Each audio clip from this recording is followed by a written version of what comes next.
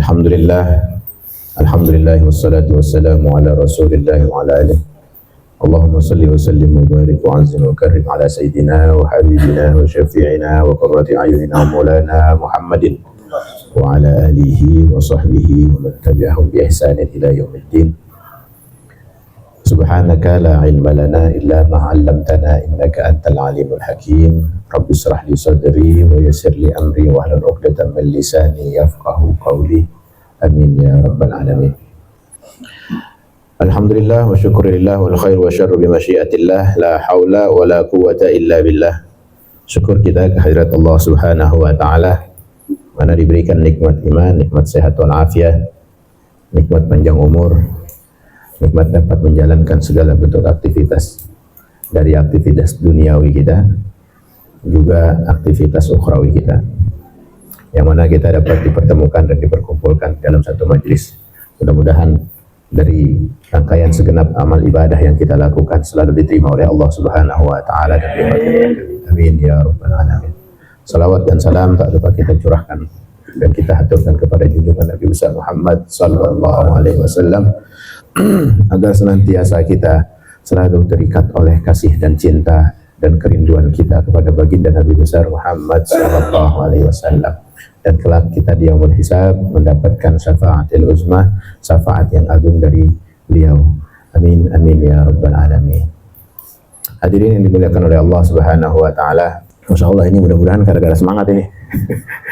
Nanti ini kan udah mulai persiapan kita ya menuju bulan Ramadan. Nanti kalau udah sampai di bulan Ramadan, kita betul-betul menyemangati diri kita lagi, memotivasi diri kita untuk berkumpulnya kita di bulan Ramadan itu karena apa? Karena ingin mendapatkan cucuran rahmat maghfirah, ya, inayah, perlindungan, semuanya dari Allah Subhanahu wa taala. Semangatnya kudu ditambahin. Ya, kita dari kemarin ngebahas tentang persiapan. Ya, dari kemarin kita ngebahas tentang gimana sabar. Karena harus latihan. Sabar dalam beribadah itu juga memiliki unsur perjuangan, ya, nggak enteng, berat. Apalagi suasananya pancaroba. Ada yang pingin niat puasa full, tapi karena ujian menerpa dia, misalnya kayak musibah banjir, ya kan, musibah yang datang silih berganti, bahkan yang datangnya dengan fisiknya, ya. Kalau suasana lagi begini, ntar panas, ntar dingin, akhirnya terganggu tuh ibadah yang sebenarnya betul-betul dijadikan hadiah terbesar bagi umat Nabi besar Muhammad sallallahu alaihi wasallam. Makanya bagi kita yang masih betul-betul dikasih kesehatan, kemampuan berpikir, kemampuan untuk melakukan, ini harus betul-betul kita jaga, ya, jangan kita abaikan. Kalau orang udah terkena dengan suasana alam musibah, kita nggak bisa ngapa-ngapain lagi. Berat rasanya mau sholat tarawih aja nggak bisa. Lah gimana masjid kerendam, ya, gimana tempat jauh kotor, itu ujian.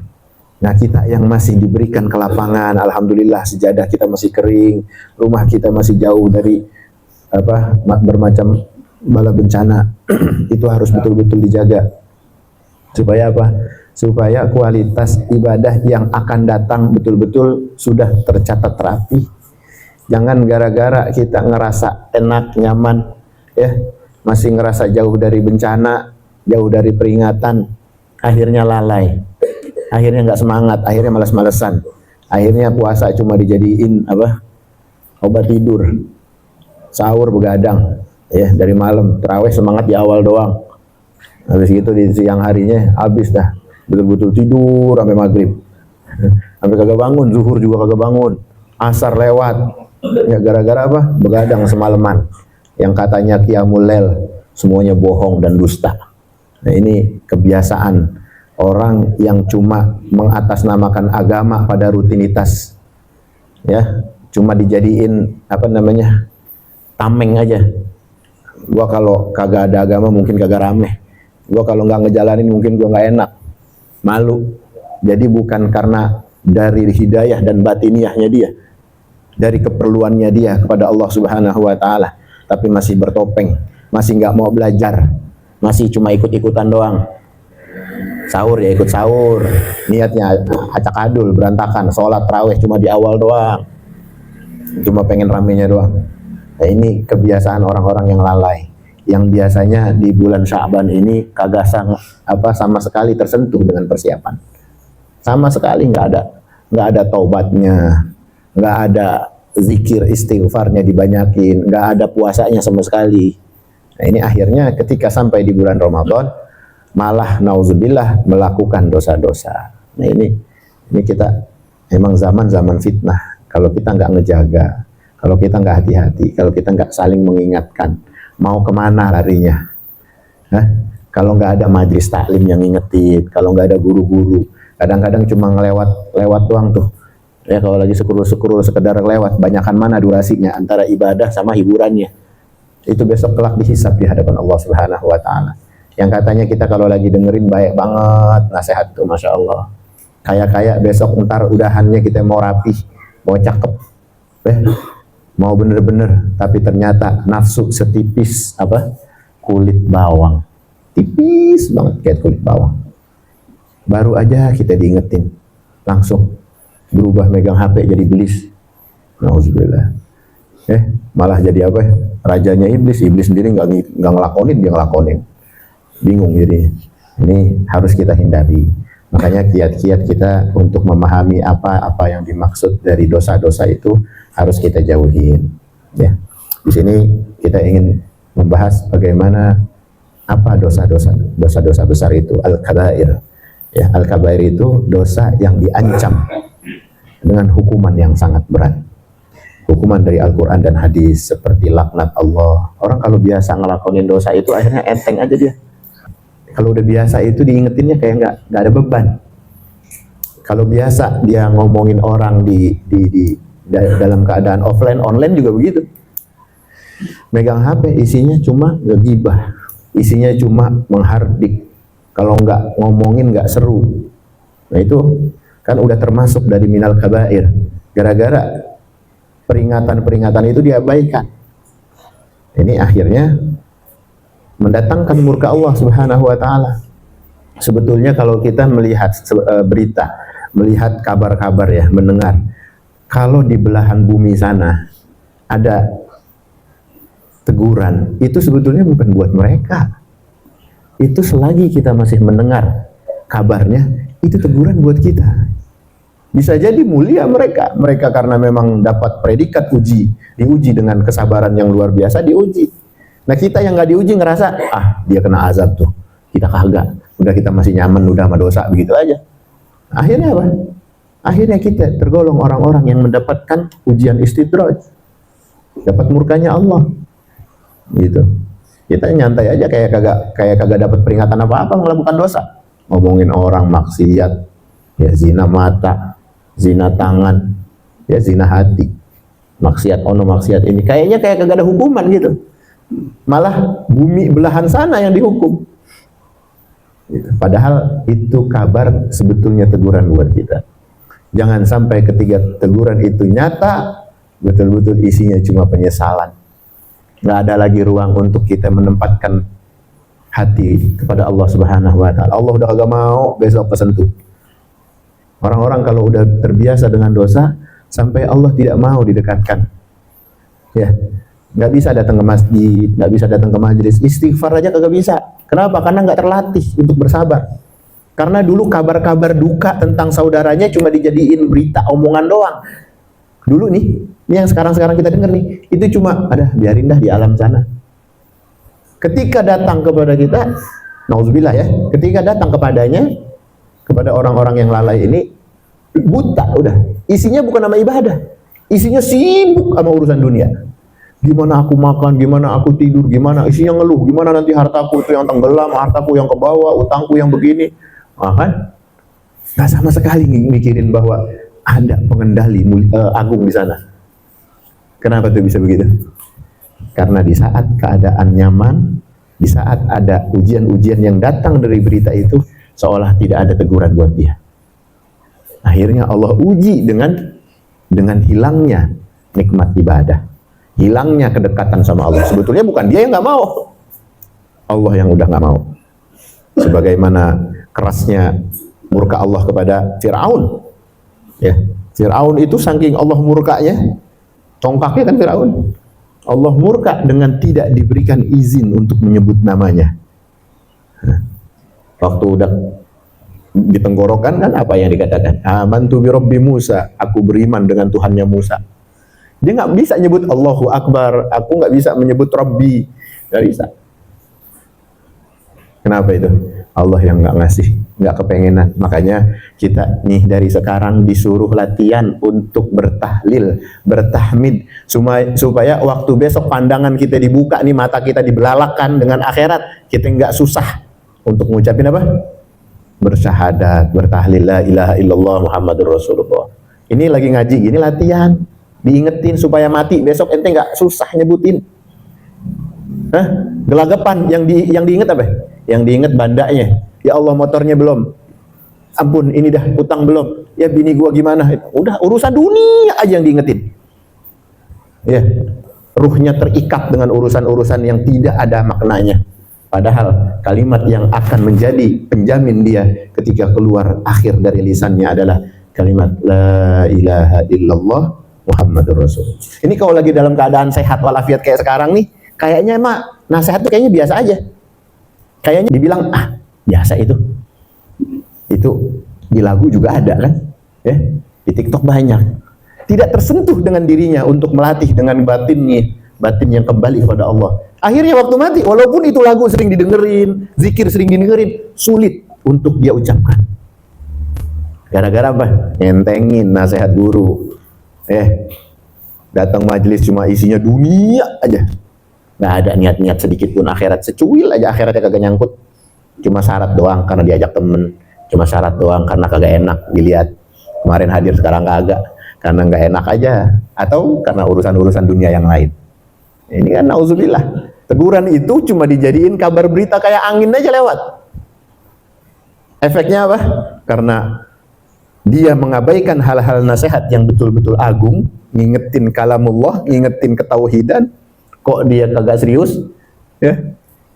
Waktu dia meninggal, waktu dicabut, waktu diuji, Allah tidak ingin diucapkan dengan lisannya. Azab besok. Serem. Bisa suul khotimah. Siapa yang ngejamin? Yang muda-muda kemarin pada kegulung sama ombak. Siapa yang ngejamin ente muda?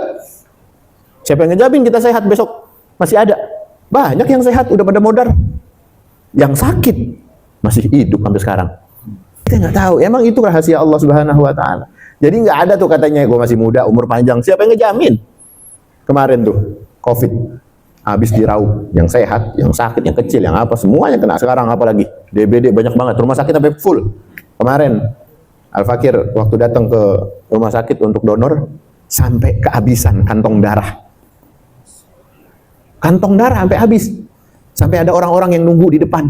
Pak, tolong Pak, ke saya aja darahnya Pak. Saya lagi butuh buat anak saya masih 6-5 kantong lagi. Tuh. Kalau lagi begitu coba apa yang terasa istimewa dan mahal dan mulia? Yakni kesehatan, hidayah. Ya.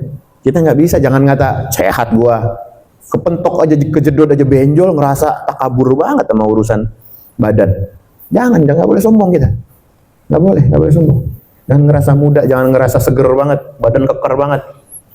Banyak kawan-kawan diuji, sarafnya kena dikit aja, Masya Allah, nggak bisa bergerak pinggang. Itu kalau udah diuji kayak begitu. Atau di pala, ya, dikit aja kejedot, habis dah migrain, sampai tahunan kagak kelar-kelar. Gara-gara kejedot. Pernah riwayat jatuh dari motor, padahal badan nggak ngapa-ngapa, cuma pala doang katanya. Kena stang motor. Ya stang lawan sama pala. Ya, itu tahunan dia sakit migrain. Lapor sama dokter. Minum obat seumur hidup. Masih muda, bukan udah tua, masih muda. Makanya siapa yang ngejamin kesehatan itu? Di saat nasihat datang sama kita, jadikan itu betul-betul bagian dari siraman rohani kita. Ya, siapa-siapa yang ngeremehin nasihat, ingat waktu datangnya teguran, pedih rasanya. Pedih. Itu gara-gara apa? Kenapa sih nasihat kadang-kadang nggak mempan? Kebanyakan dosa besar. Pokoknya kalau di sini ada yang dinasehatin itu susah banget. Tandain aja, lu sering ngelakuinin dosa besar. Bukan gue yang ngomong. Ustadz siapa yang ngomong? Dalil Al-Quran dan hadis mengatakan itu. Ya, maka dicabutnya tatawwaqul iman, tatawwaqul ibadah. Ya, samratul apa? Ujur. Buah dari manisnya ibadah. Hilang. Salat mah salat aja, upluk. Salat ngikut-ngikut aja. Apalagi besok raweh. Agak ada, padahal salat itu mendatangkan kedamaian di dalam jiwa. Ya, kalau kita lagi datang nasihat kayak begini, Masya Allah. Salah satunya dosa yang besar, yang pertama adalah syirik kepada Allah Subhanahu wa Ta'ala, menyekutukan Allah. Ya, dosa terbesar yang tidak diampuni jika mati tanpa taubat adalah syirik, menyekutukan Allah. Bentuknya macam-macam. Nyekutuin Allah tuh ada yang urusan dunia aja, ya Allahnya nomor sekian, sama kerjaan misalnya, sama bos, ya, sama temen, sama urusan, sama bisnis. Jadi Tuhan keduanya, bahkan Tuhan pertamanya Allah cuma dijadiin label doang. Patah, tau nggak? Alhamdulillah, cuma digituin doang tuh, cuma ada di kata-kata doang. Tapi sembahyang enggak, puasa kagak, KTP doang Islam. Akhirnya labelnya Islam Allah cuma ditaruh di latahnya dia. Alhamdulillah wa syukurillah, udah begitu doang, udah kayak yang di TikTok aja. Kalau ngomong udah kayak paling bener. Nasihat udah dibilangin, jago banget bilangin temennya. Dia sendiri kagak sembahyang, dia sendiri gak jamaah, dia sendiri gak puasa. Ya, puasa juga yang tahu apa? Yang tahu dia doang, sama tukang warteg. Temen-temennya nggak tahu kalau dia nggak puasa. Iya, gitu. Jadi bulan Ramadan itu juga satu bentuk tarbiyah untuk kita. Bagaimana kita sama Allah diuji, karena teman-teman kita nggak tahu. Makanya waktu bulan puasa yang sebenarnya itu untuk Allah Subhanahu wa Ta'ala. Ya. Nah, pahalanya juga yang ngasih Allah. Kalau yang lain terukur, sholat duha, sholat tahajud, ada ukurannya. Tapi untuk puasa bulan suci Ramadan ini beda. Ya, kita betul-betul kita persembahkan untuk Allah. Nah, ini pahalanya banyak. Dari sekarang kita jauhin. Kalau sampai ada sirik-sirik yang pernah terbesit di dalam kehidupan kita atau berjalan di dalam tengah-tengah pergaulan kita, maka kita harus taubatan, nasuha, harus ditaubatin. Astagfirullahaladzim, astagfirullahaladzim. Kaulah taubat, mandi taubat. Ini malam Jumat, ini bulan Sya'ban, masih ada keberkahan sebelum kita memasuki panen raya di bulan suci Ramadan. Sekarang waktunya. Yang kedua adalah dosa besarnya itu main-main sihir. Ya, biasa nih kalau main sihir nih proyeknya para dukun. Nah, sekarang model-model sihir sekarang itu berbalut agama. Oh, kalau baca ini lu taruh kantong, ntar lu bisa sakti, lu bisa kebal, lu bisa apa. Gitu. Ini sekarang modelnya. Bacaannya begini ya, ada bismillahi, ini dibaca dah. Ada bahasa-bahasa yang kita kagak paham. Akhirnya tuh ditulis ya, taruh di kantong, bawa ke WC, nggak apa-apa dah tuh. Nah, rasain dah. Akhirnya ayat Al-Quran tidak dihiraukan kemuliaannya. Itu iblis yang ngebelain, tapi bener Ustaz, sakti. Habis megang itu perasaan enteng badan. Ya iya, lu hidup sama setan. Iblis yang ada di dalam orang-orang musyrik itu. Orang-orang yang membawa urusan-urusan sihir, ya. Itu yang ngebelain, yang bikin terkabul bukan Allah, bukan. Iblis. Jadi ngerasa pakai cincin nih. Ini cincin dari si Anu tuh, Ustadz Anu. Ustadz apaan? Pas dilihat-lihat, lah dia bukan Ustadz, dukun.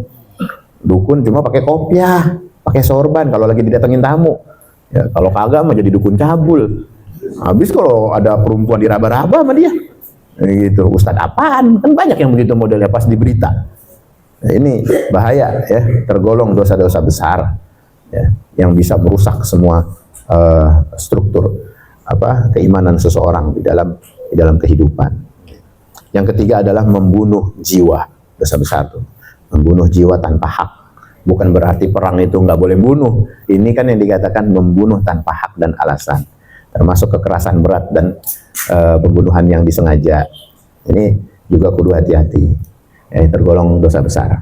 Nanti pembahasan rincinya di majelis berikutnya. Yang keempat adalah memakan riba. Pemakan riba ini masuk di dalam kategori apa? Dosa besar. Ya. Tambahan lagi kalau urusannya sama utang piutang.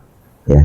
Walaupun cuma nambah 1%, 2%, kalau emang dari uang ke uang, maka itu tergolong riba. memakan harta yatim. Ya, ini juga bahaya. Kalau ada orang mengambil hak yatim, hak saudaranya yang kita tahu dia udah nggak punya orang tua, yang nggak punya ibu, nggak punya bapak, apalagi yatim piatu. Salah satu dari orang tuanya meninggal itu dikategorikan yatim. Yang keenam adalah lari dari medan jihad. Kalau pas lagi kita dituntut untuk berperang ke jalan Allah, jangan lari. Nah sekarang ini nggak ada tuh perang kayak dulu, tapi kita disuruh memerangi apa? Hawa nafsu. Jangan lari dari nasihat. Kalau dibilangin, lu hati-hati, itu anak orang, jangan lu godain mulu di medsos. Nah ini namanya kita juga harus berperang kepada hawa nafsu.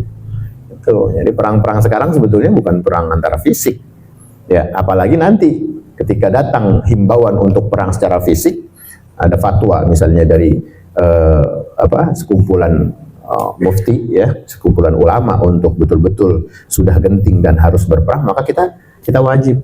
Nah kalau orang lari dari panggilan itu, maka tergolong orang-orang yang berdosa besar.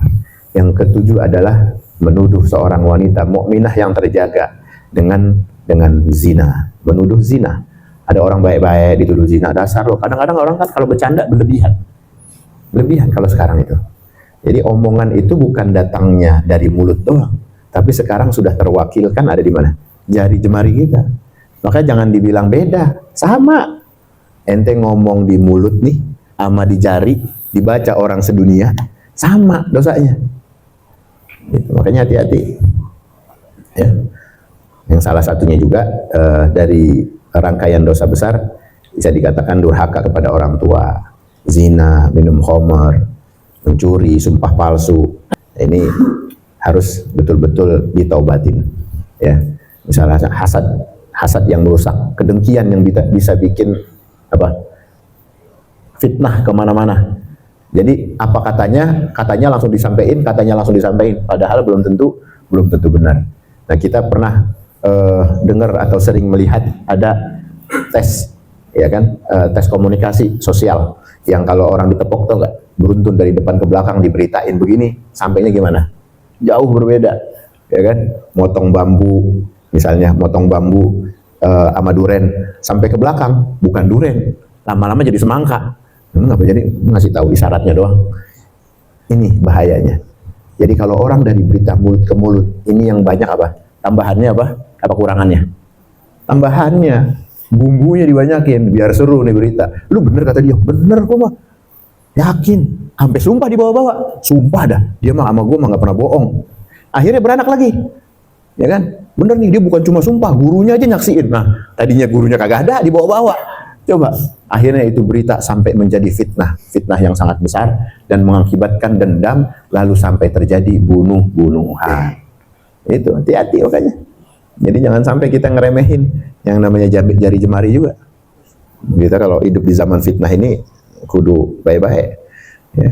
Kalau ada unsur kezaliman di dalam perkataan, unsur kezaliman di dalam berita yang bisa mengakibatkan perpecahan. Nah ini juga salah satu dosa besar yang mengakibatkan apa? Bala, bencana. Ya. Itu yang dimaksud. Kalau orang udah biasa sama dosa-dosa besar, fitnah udah kayak makan kacang. Akhirnya ketika turun, langit udah istilahnya udah paling marah dah sebetulnya. Ya. Ini daratan nih, ini bumi nih. Ya, udah kesel banget. Ini ada hamba Allah, sekumpulan hamba Allah yang udah kagak mempan sama nasihat, udah kagak mempan sama ayat-ayat Allah yang dilantunkan, udah nggak mempan sama azan sama sholat. Ya Allah, berikan aku izin untuk melumatnya. Gitu. Sebetulnya tiap hari bumi ini meminta kepada Allah, tapi Allah juga yang menjaganya. Allah yang menjaga. Ada satu riwayat dikatakan, fa in khalaqtumuhum la rahamtumuhum. Wahai daratan, wahai lautan, kalaulah kalian penciptanya, kalian pasti akan begitu sayang kepada mereka. Di situ Allah masih jaga. Tapi ini daratan sama lautan sebetulnya udah pegel sama dosa para makhluk di atasnya. Pegel. Rasanya, ya Allah, kapan nih dikasih izin? Nah mungkin ketika Allah udah memberikan izin, Allah nggak mencegah. Jadi waktu kasih izin kan nih, didiemin aja. Nggak ada apa istilahnya penghalang lagi dari langit. Malaikat nggak ada yang ngejagain. Nah habis dah, oh berarti kita dikasih kebebasan. Habis dah tuh bumi akhirnya seperti bubur, tau nggak? Yang kejadian di mana? di Palu. Di Palu waktu itu. Daratan yang keras kayak begitu. Melumat. Penduduk yang di atasnya seperti bubur. Melumat tuh. Yang tadinya di bawah jadi ke atas pindah. Itu kalau daratan udah bersuara. Kalau udah nggak ada lagi penghalangnya. Dosa apa yang mau ditobatin kalau udah begitu? Teriak apa? Takbir apa? Sujud mana yang bisa dilakonin kalau udah bergetar bumi? Nah, kita aja ini kalau lagi goyang bingung kita sama-sama nyelamatin diri. Apalagi kalau alam semuanya bergerak. Gitu. Ada orang yang udah kagak keingetan, udah nggak ada inget tahlil, nggak ada inget tahmid, nggak ada ingetnya dunia. Ada, waduh, gue belum ini, gue belum itu, gue belum ini. Terlambat semuanya. Makanya kalau lagi ada peringatan kayak gini, betul-betul diresapi bagaimana cara dan kiatnya. Yakni adalah taubatan nasuha. Kita taubat sama Allah selagi pintu taubat masih kebuka. Gitu. Supaya jangan sampai mendatangkan murkanya Allah Subhanahu wa taala. Taubatan nasuha, ditaubatin. Itu alamat penghuni neraka itu begitu. Ketika ada nikmat Allah kasih panjang umur untuk menikmati apa? Menikmati ibadah-ibadah wajibnya. Kalau orang dulu kan masuk azan gimana? Alhamdulillah, ya Allah udah zuhur lagi. Alhamdulillah, begitu. Orang dulu tuh, orang sekarang aja yang kebanyakan megang HP. Iya, akhirnya tergerus dengan nafsu yang merusak. Orang dulu merasa syukur, datang masuknya waktu sholat, alhamdulillah Allah masih ngasih izin. Datang kenikmatan waktu panggilan itu. Hayya 'alal falah. Ya, kan mari menuju kemenangan. Menang orang kalau udah ibadah, kalau udah dapat panggilan, kalau udah ngelakonin gitu. Makanya ini enggak yang bikin dosa besar, merasa bahwa kewajiban yang Allah turunkan adalah beban. Nauzubillah min dzalik. Apalagi puasa. Ya, puasa dah. Repot dah gua paling kagak bisa kalau sehari kagak kena telur rebus. Telur goreng, mie rebus. Waduh, nih maghrib aja lagi ketemu, isinya ngeluh. Isinya marah-marah sama dirinya, sama syariat yang ada. Harusnya dia belajar supaya bisa menerima. Harusnya dia bisa mencermati bagaimana orang bisa menikmati ibadah sih. Harusnya dicari. Bukan dinikmati. Istilahnya kemarahan, kebodohannya. Bukan dinikmati. Bisikan-bisikan iblis yang membuat dia terbelenggu. Nah itu sebenarnya iblis yang terbelenggu yang begitu-begitu tuh. Deh, pengen makan jadi kagak bisa dah. Nggak bebas dah. Dicari warteg yang separuh tuh. Separuh buka. Masih aja. Nah itu bukan berarti dia tidak menjadi orang yang tidak ada kegoda sama setan. Nah dia udah jadi setan itu sendiri soalnya. Ya repot. Makanya kita waktu mengatakan di surat An-Nas, ya minal jinnati wan nas. Ya Allah lindungi aku dari godaan manusia dan godaan jin. Karena emang manusia dan jin itu juga kelompok dari pasukannya iblis. Kalau emang jahat nih jadi kelompok itu dia. Ya.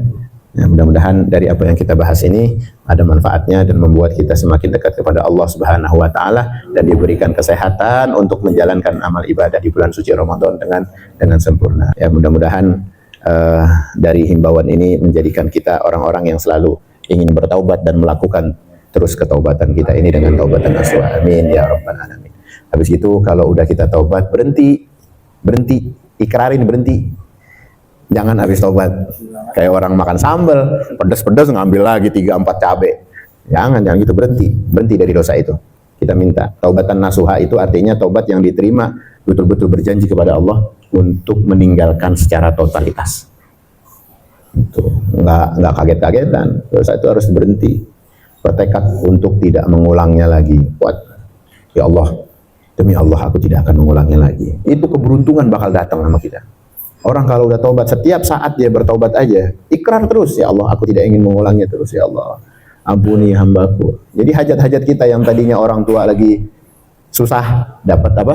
Dapat keringanan, dapat kesenangan, dapat rezeki. Itu sebab apa? Sebab kita, anak-anak yang mendoakan dan bertaubat kepada Allah. Bisa jadi ibadahnya orang tua dari dulu, keganjel gara-gara anak-anaknya, kita-kita. Bisa jadi begitu. Makanya kita betul-betul merasa jangan di atas angin aja kayak malaikat. Ente siapa ya malaikat ente? Nggak punya dosa. Masya Allah. Ya, badan aja masih bergelimang dengan aib. Kok ngerasa nggak pernah dosa? Kalau ada temen yang ngatain jelek, udah iya emang itu gua. Gitu. Ringan kita. Jangan ngerengkal. Apalagi dosa beneran. Lu kemarin lu bohong lu ya. Iya dah, gua minta maaf ya. Gua bohong. Ini kan enggak. Yang bikin dosa itu bertambah, dia menutupi kekurangannya. Ngerengkal, tahu nggak? Berhilah. Udah ketahuan nyolong, dia kagak ngaku. Lah gue ngelihat CCTV ada noh. Kan harusnya dia melunakkan diri. Ya Allah, ketahuan juga gimana di hadapan Allah. Orang aja kita nggak bisa ngerengkal. Ya udah dah, kita nyerah dah. Maafin ya, maafin. Orang kalau udah merendah, apa yang terjadi? Penuduh itu pun bisa lunak. Yang bikin kagak lunak apa? Pendosa ini keras, ngeyel. Itu yang bikin runyam keadaan. Kenapa dari pergaulan setiap ada 3 orang atau 4 orang itu ada keributan? Karena emang ada satu yang menjadi pemicu kerasnya hati. Itu jadi, oh lu belain lu, oh ya lu ini lu nggak saksi ini, ya gitu. Terus dah. Itu akan bergulir sama sebagaimana suami istri begitu juga. Karena nggak ada yang mau ngalah. Ya, karena dosa itu udah kelihatan tapi tidak mau diakui. Itu maksudnya kita harus coba mengurai diri kita dengan kelembutan hati untuk tegas. Ya Allah, aku adalah hamba-Mu yang penuh dengan dosa. Maka ampunilah segala dosaku ya Allah. Aku berjanji tidak akan mengulanginya ya Rabb. Gitu. Datangkan kebaikan-kebaikan karena memang aku ingin selalu dituntun berdekatan denganmu. Doa pakai bahasa Indonesia, nggak usah pakai bahasa Arab ya, kita kagak paham, habis gitu artinya kagak nyambung. Pakai bahasa Indonesia nggak apa-apa. Ada orang dikasih amalan, dikasih doa bahasa Arab, artinya masih marah, masih ngeluh sama Allah. Sampai nggak tuh? Nggak sampai. Percuma. Akhirnya jadi ampas waktu doang. Kayak gitu zikir, gerutu. Ya Allah, udah ngedoa begini-begini kagak dikabul-kabul. Gitu. Akhirnya gerutu dia. Akhirnya menyalahkan ibadah itu sendiri. Itu akibat dari jauhnya ilmu namanya, nama dirinya. Ya. Kalau Allah jauhkan ilmu ya begitu, ibadahnya jadi gak bermakna. Isinya nyalahin orang aja, isinya ngeluh aja. Allah kalau udah nggak demen sama hambanya, hidayah deket itu nggak dikasih sama Allah. Nggak dikasih, nikmatnya ibadah itu nggak ada. Jadi ibadah yang ada nih, sholat nih yang ada nih, jadi beban, bukan jadi kebutuhan. Zuhur aja lagi, baru aja kita pengen ini, pengen itu tuh. Nauzubillah min zalik. Kalau ada yang begitu.